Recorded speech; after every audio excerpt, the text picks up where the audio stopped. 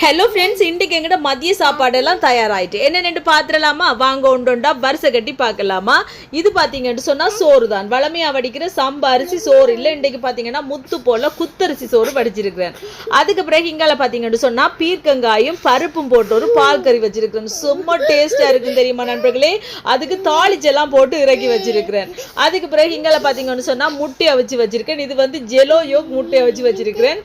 இங்கால பார்த்தீங்கன்னா முருக்கங்காயும் நெத்தலி மீன் போட்டு குழம்பு வச்சிருக்கேன். அண்டலோ மீன் இருக்கு தானே, அதுவும் போட்டு செம்மையா ஒரு குழம்பு வச்சிருக்கேன். இதுக்கு மாங்காயும் போட்டு வைக்க நல்லா தான் இருக்கு. இன்றைக்கு மாங்காய் கிடைக்கல, அதோட இப்படியே வச்சாச்சு.